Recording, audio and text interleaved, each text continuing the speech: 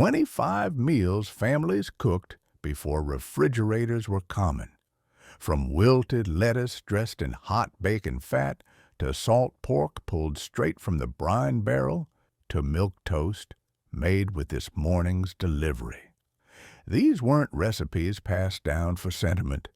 They were solutions to a problem most of us have never faced: how to feed a family when nothing could be kept cold. Before 1930, fewer than 10% of American homes had electric refrigerators. Ice was delivered in blocks if you could afford it. Milk arrived each morning because yesterday's batch had already soured. Meat came salted, smoked, or dried, or it came from the butcher that same day and went straight into the pan. Vegetables lived in root cellars or on the vine. Leftovers meant risk. Every meal began with the same question: what can we use today, and what will still be good tomorrow?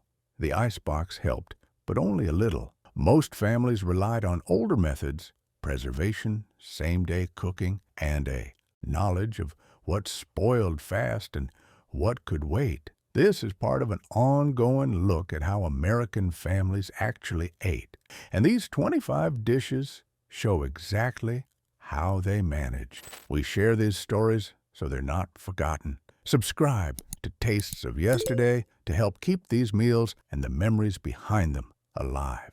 Wilted lettuce, the salad that couldn't wait. Lettuce pulled from the garden in the morning had to be on the table by supper or it turned to slime. No refrigeration meant no second chances. Families grew their own greens because store-bought produce wilted on the walk home. The solution was heat. Bacon fat rendered in a skillet until it smoked. Vinegar poured in to sizzle. Sugar stirred through. The dressing went onto the greens while it was still hot enough to wilt the leaves on contact. The acid and fat coated everything and kept it from browning for the few minutes it took to eat. Some cooks added onion or a beaten egg to thicken the dressing. Others just used what was in the pan. The whole dish came together in under 10 minutes because it had to. Greens didn't hold. A few cents worth of bacon and a handful of lettuce, about $1 today. Wilted lettuce disappeared when refrigerators arrived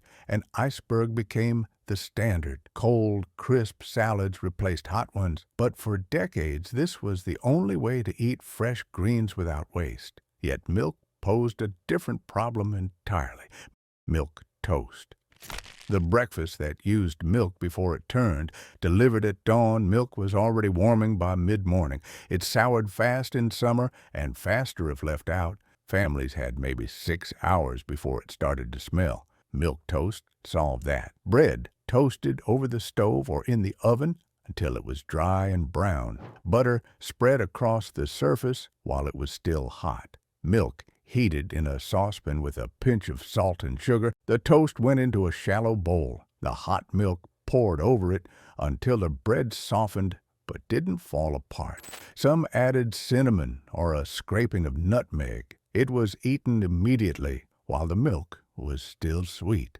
10 cents of ingredients then, about $1.50 today. Milk toast became known as invalid food, something served to children or the sick, but it started as a way to use milk fast. When refrigerators made milk last days instead of hours, the dish lost its purpose.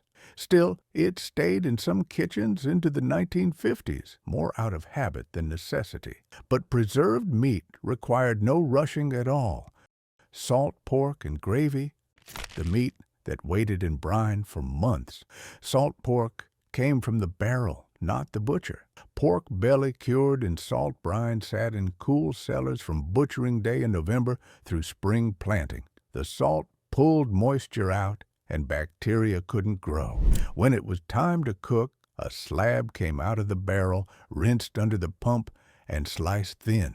It fried in its own fat until the edges crisped. Flour went into the drippings. Milk or water stirred in until it thickened into gravy. The gravy went over biscuits or boiled potatoes.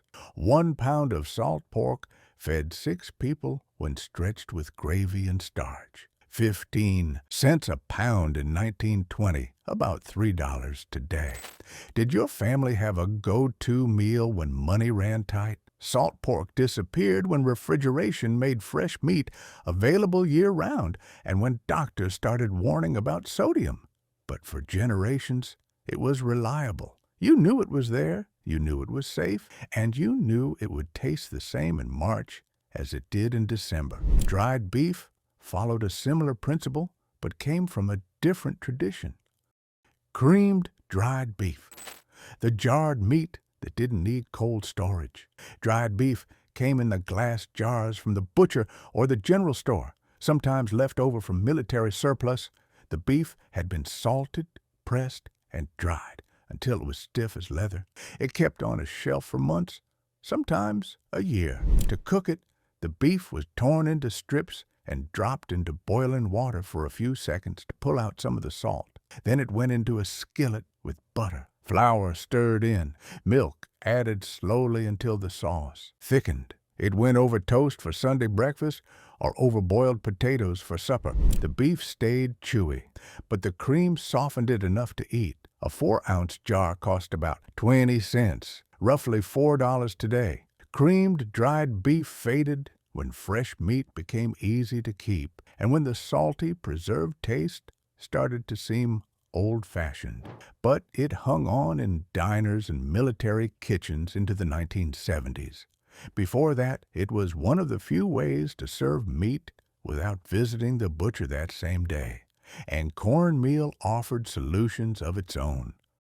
Fried mush, the breakfast that sat overnight without any cold. Cornmeal and water boiled into a thick porridge, then poured into a loaf pan and left on the counter. By morning, it had firmed up enough to slice. No icebox needed, just cool air and time. The slices went into a hot skillet with bacon fat or butter and fried until both sides turned golden and crisp on the outside. Some families served it with molasses or maple syrup. Others ate it plain alongside eggs or sausage. Cornmeal cost almost nothing and stored for months in a tin.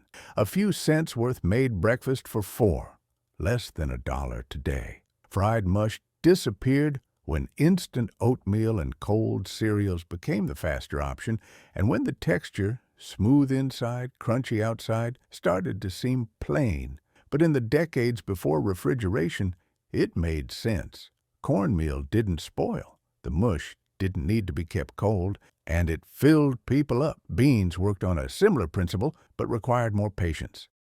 Beans and bacon, the dish that started with dry storage and an overnight soak. Dried beans came in cloth sacks and sat on pantry shelves for years without spoiling. The night before cooking, beans went into a pot of cold water to soften. By morning, they doubled in size. The soaking water got dumped. Fresh water went in along with a chunk of bacon or salt pork. The pot simmered on the back of the stove for hours until the beans turned soft and creamy. Some cooks added onion or molasses. Others just used salt and pepper. A pound of dried beans and a quarter pound of bacon fed a family of 6. The beans cost 5 cents a pound in 1920, about $1 today. The bacon added another dime. Beans and bacon faded when canned beans made the overnight soak unnecessary, and when time became more valuable than the cost savings. But for decades, this was how beans were eaten. Dry until the day you cooked them, never refrigerated, always reliable. Root vegetables provided another form of reliable storage. Potato pancakes, the breakfast that pulled from the root cellar, not the icebox. Potatoes kept for months in a dark, cool cellar, buried in sand or straw to prevent sprouting. When it was time to cook, potatoes came up from below, scrubbed clean, and grated by hand on a metal grater. The shreds went into a bowl with a beaten egg, a handful of flour, and a pinch of salt. No refrigeration needed. The batter was mixed and cooked within minutes. Spoonfuls dropped into a hot skillet of butter or lard, flattened with the back of the spoon, and fried until both sides were brown and crisp. They were eaten immediately, sometimes with applesauce or sour cream if it was available. 5 pounds of potatoes cost 10 cents in 1920, about $2 today. Potato pancakes stayed common in German and Eastern European communities longer than elsewhere, but they faded as frozen hash browns took over. Still, for years, this was how potatoes moved from storage to table without ever seeing the inside of an icebox. But some preservation methods were more elaborate. Boiled dinner, the one-pot meal that combined salted meat and cellar vegetables. Corned beef or salt pork came from the brine.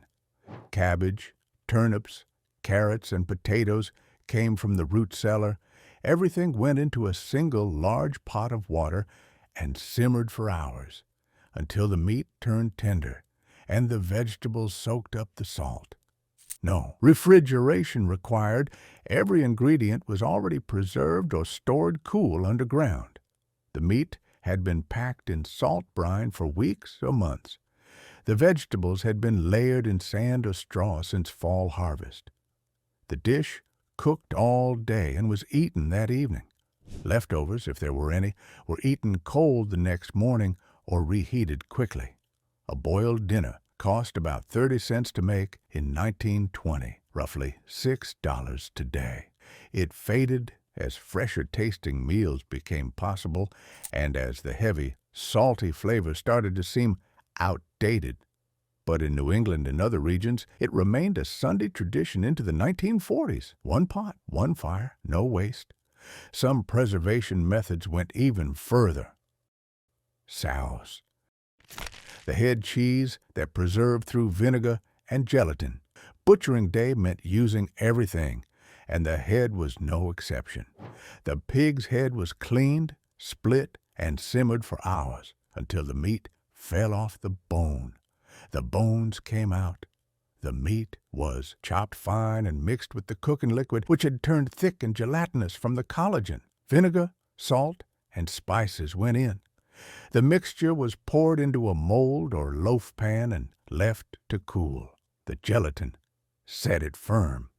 The vinegar kept it from spoiling. It could sit in a cool cellar for over a week without turning. Sliced thin and served cold or fried, souse was a way to stretch butchering day across multiple meals. The cost was nearly nothing, just the head, vinegar, and spices. Maybe 10 cents total in 1920, about $2 today. Souse disappeared as tastes shifted away from organ meats and gelatinous textures, and as butchering at home became rare. But it was a cornerstone of preservation cooking. The acid did what cold couldn't. Eggs could be preserved the same way. Pickled eggs, the spring surplus stored in vinegar through summer. Hens laid heavily in spring and hardly at all in winter. Families had more eggs than they could eat in April and May, and no way to keep them cold. The solution was brine. Hard-boiled eggs went into a crock or jar. Vinegar, salt, and sometimes beet juice for color were poured over them until the eggs were covered. The acidity kept bacteria out. The eggs stayed firm and edible for months at cellar temperature. They were eaten cold, sliced onto bread, or served alongside sausage or cheese. A dozen eggs cost about 20 cents in 1920, roughly $4 today. Pickled eggs stayed common in taverns and rural kitchens into the 1950s, but they faded as refrigeration made year-round egg storage simple. Still, for decades, this was the only way to keep spring's abundance from going to waste. Who remembers finding a jar of these in the back of the pantry? But preserved fish had an even longer reach. Codfish cakes, the Saturday night meal made from dried fish that traveled hundreds of miles. Salt cod came in wooden boxes, stiff as a board, preserved by salt and air drying. It kept for months without spoiling and didn't need cold storage. The night before cooking, The fish went into a bowl of cold water to soak. By morning, it had softened, and much of the salt had leached out. The fish was shredded, mixed with mashed potatoes, a beaten egg, and a little flour.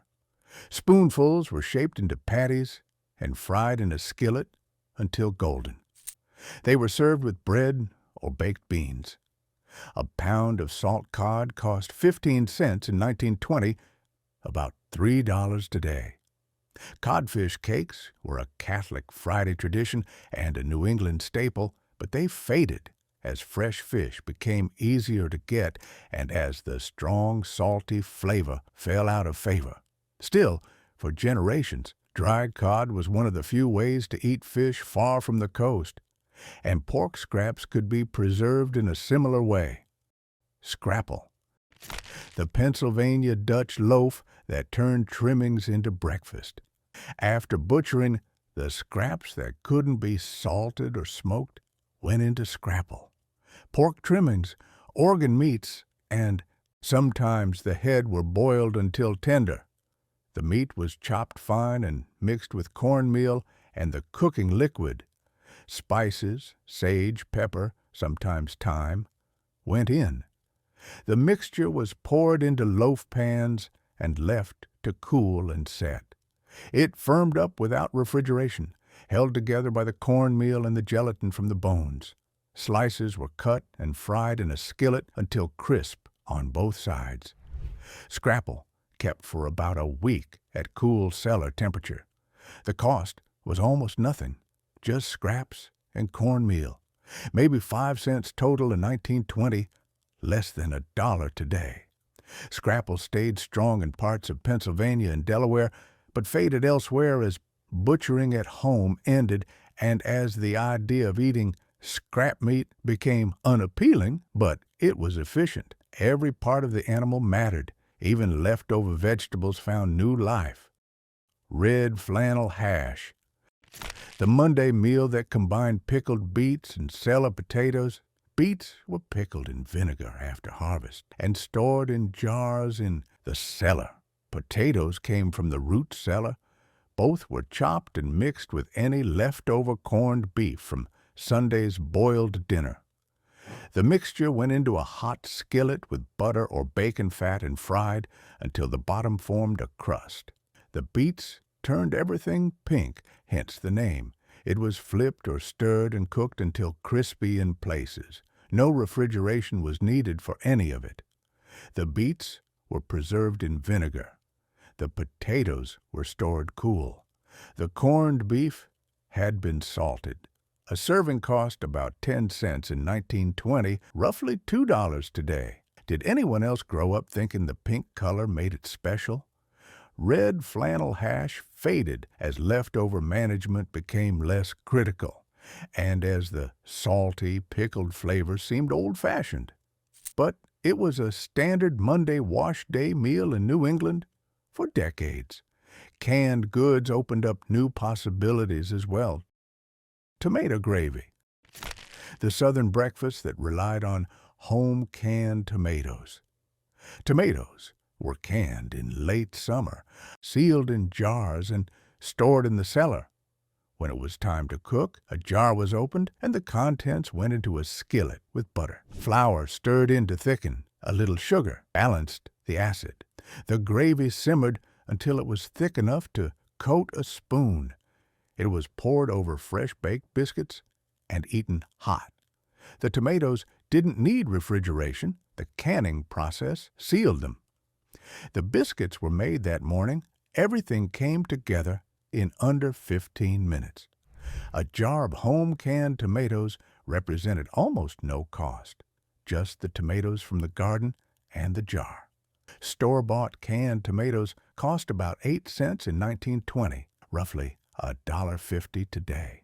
Tomato gravy faded as biscuit making became less common and as quicker breakfast options took over. But it was a way to bring summer's flavor into winter without any cold storage, and wild foods required no storage at all. Dandelion greens, the foraged spring tonic that had to be cooked within hours. Dandelion Greens appeared in yards and fields in early spring, and they didn't last. Picked in the morning, they wilted by afternoon. There was no way to store them. The greens were washed, trimmed, and dropped into boiling water for a few minutes to soften the bitterness. They were drained and dressed with hot bacon fat, vinegar, and a pinch of salt. Some cooks added a sliced, hard-boiled egg. The dish was eaten immediately. Dandelions turned slimy if they sat. The cost was nothing but time and a little bacon. Dandelion greens faded as grocery stores made year-round produce available and as the bitter taste became less appealing. But for decades, they were considered medicinal, a spring tonic to clean the blood after a winter of heavy preserved foods, foraged in the morning, cooked by noon, gone by supper. Beans showed up in a different form as well. Pork and beans, the slow-baked dish that stretched dried beans and salt pork across days. Dried navy beans soaked overnight, then went into a deep pot or bean crock with a chunk of salt pork, molasses, dry mustard, and sometimes an onion.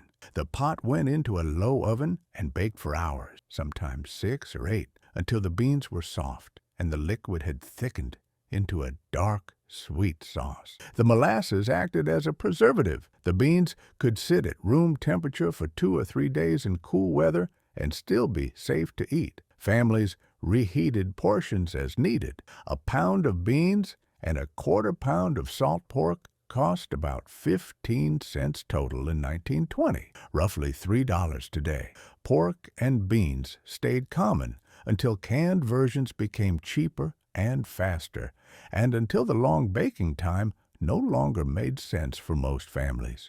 But before that, this was Saturday night supper in much of New England and the Midwest, and soured milk wasn't waste. It was the start of something else.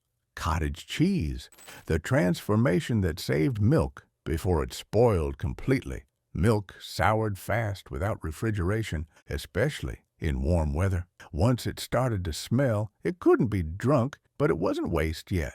The soured milk was heated gently until it curdled and separated into curds and whey. The curds were scooped out and placed in a cheesecloth bag to drain. After an hour or two, the curds had firmed into cottage cheese. A little cream or salt was stirred in. It was eaten that same day or kept one day in a spring house if the weather was cool. A quart of soured milk made about a cup of cottage cheese. The milk cost 5 cents a quart in 1920, about $1 today. Cottage cheese stayed common into the 1950s, but it became a commercial product. Homemade cottage cheese faded when refrigeration kept milk from souring and when the texture and mild tang of the homemade version seemed plain compared to store-bought. But it was a salvage technique, turning spoilage into food. Fresh corn demanded even faster action. Corn oysters, the fritter that had to be made within the hour. Sweet corn had to be eaten the day it was picked. The sugars turned to starch fast, and there was no way to slow it down. Corn was shucked, the kernels scraped off the cob with the back of a knife and mixed immediately with egg, flour, a little milk, and salt. Spoonfuls of batter dropped into hot fat and fried until golden. They puffed slightly and were said to resemble oysters in shape, hence the name. They were eaten right away. The batter didn't hold, corn oxidized, and the fritters turned gummy if they sat. A dozen ears of corn cost about 10 cents in 1920, roughly $2 today. Corn oysters faded as frozen and canned corn replaced fresh, and as the small window for making them became impractical. But in August and September, they were a way to use corn before it turned starchy and bland.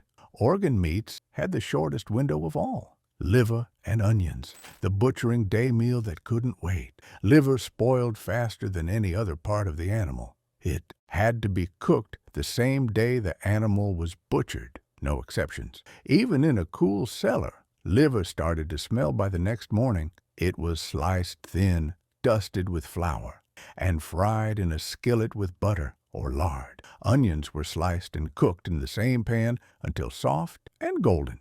The liver cooked fast, just a few minutes per side, and was served immediately. Some cooks added a splash of vinegar or a little milk to make a pan sauce. The cost was nearly nothing. Liver was often given away or sold cheap because it had to be used so quickly. Maybe 5 cents a pound in 1920, about $1 today.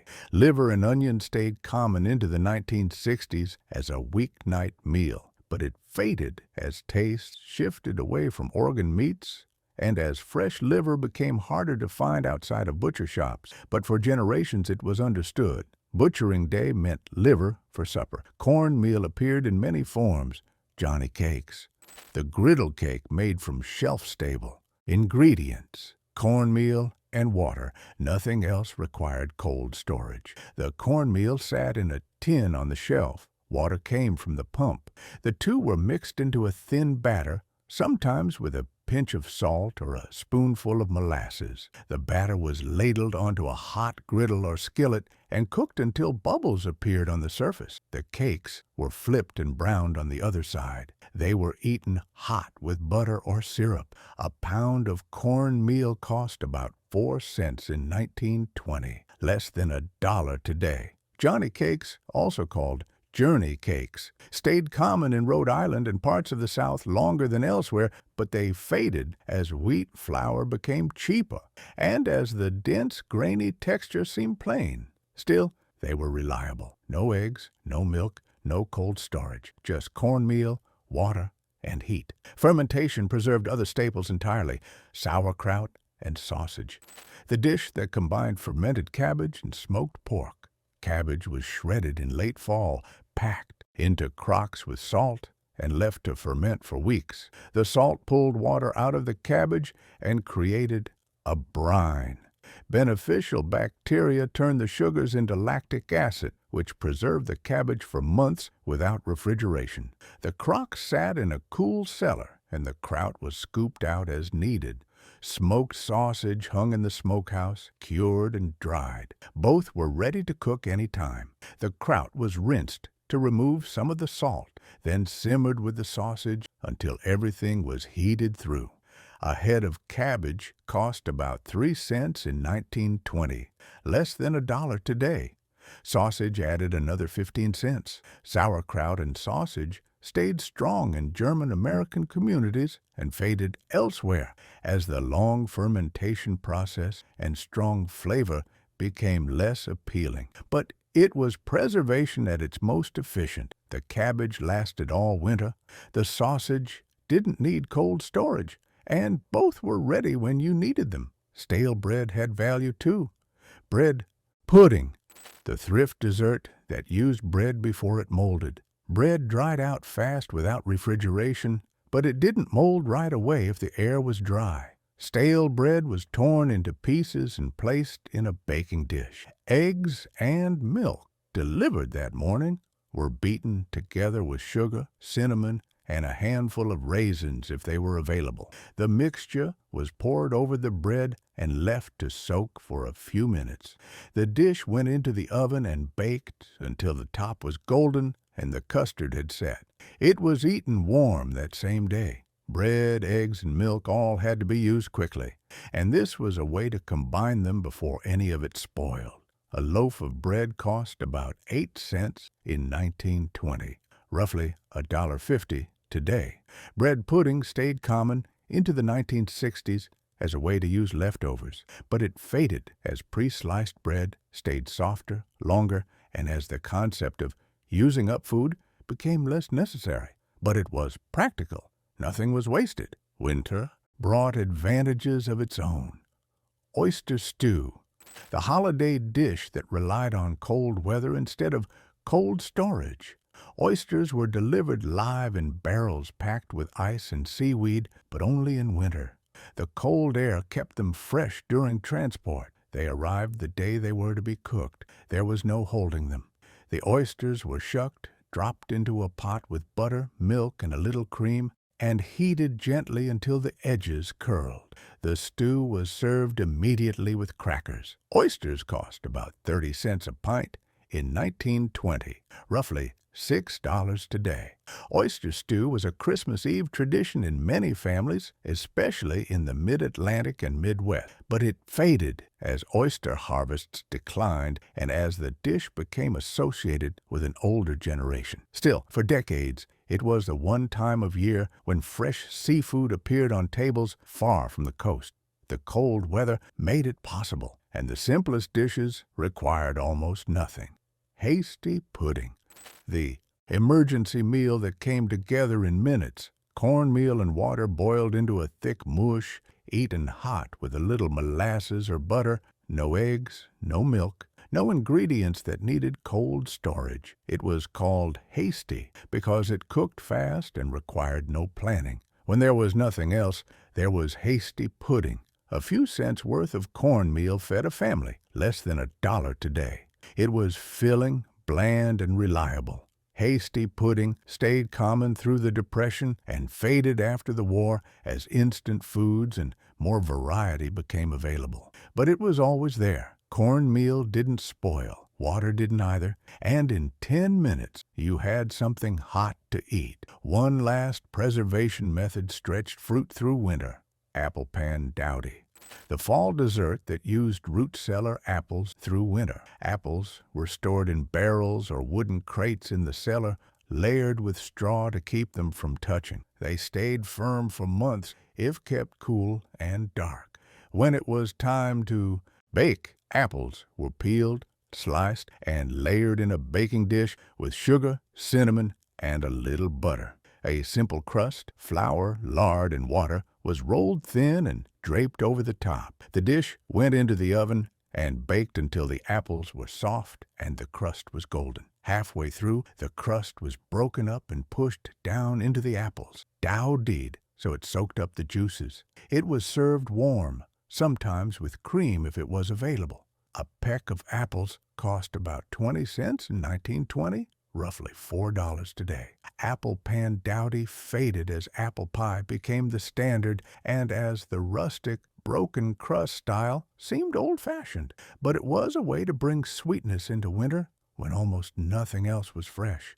These 25 meals weren't built around convenience. They were built around survival. Every dish solved a problem: how to keep meat from spoiling, how to use milk before it soured, how to stretch a vegetable through winter, how to cook without anything cold. The methods were passed down because they worked: salt, smoke, vinegar, root cellars, same-day cooking.